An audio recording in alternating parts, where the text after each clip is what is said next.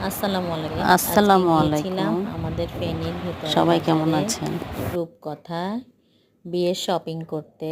আমার ছোট ভাইয়ের সম্বন্ধীর বিয়ে আমাদের ফেনীতে। বউয়ের বড় ভাইকে সম্বন্ধী বলা হয়, ছোট ভাইকে শালা বলে। তো সম্বন্ধীর বিয়ের শপিং করতে গিয়েছি।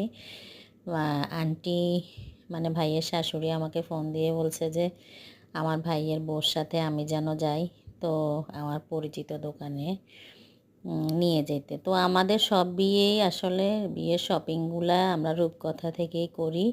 তো আজকেও সেখানেই গিয়েছি। সবগুলো বিয়ের শাড়ি, বউয়ের বিয়ের শাড়ি, বউয়ের নানি দাদি, বউয়ের মা, তারপরে ননদ, সবার জন্য ওখান থেকে শাড়ি কিনেছি। বউয়ের জন্য শাড়ি কিনেছি। তো অনেকগুলো শাড়ি বের করেছে আসলে। সবগুলো শাড়ি অনেক সুন্দর, অনেক চয়েজেবল।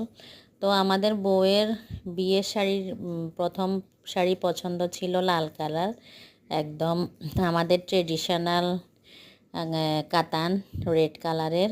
তো আমরা অনেকগুলো শাড়ি দেখে একটা লাল কালারের কাতান পছন্দ করেছি, হালকা পাতলা দেখে। কারণ বউ বলতেছে যে ভারী ভারী শাড়ি যেন না নেয়, ভারী শাড়ি পরবে না। তো আমরা লাল কালারের মধ্যে সুন্দর একটা কাতান নিয়েছি, সবাই পছন্দ করছে।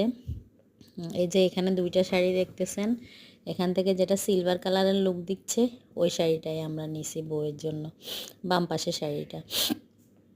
তো এরপরে এবার অন্য শাড়িগুলো চয়েস করার পালা।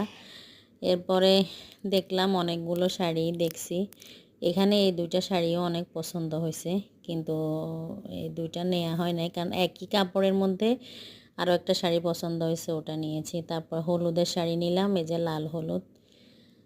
তারপরে সুতির শাড়ি একটা নিলাম ম্যাজেন্টা কালারের, ওইটা অনেক সুন্দর। আসলে এই দোকানটাতে অনেক কালেকশান, হিউজ পরিমাণ কালেকশান আছে, সবগুলো কালেকশানই অনেক সুন্দর। আবার আমরা বউয়ের জন্য দামি দেখে 3টা 3 পিসও নিয়েছি এখান থেকে।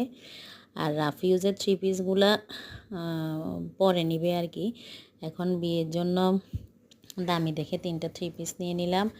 তারপরে আন্টির জন্য একটা 3 পিস নিছি। সবগুলো কালেকশানই অনেক সুন্দর।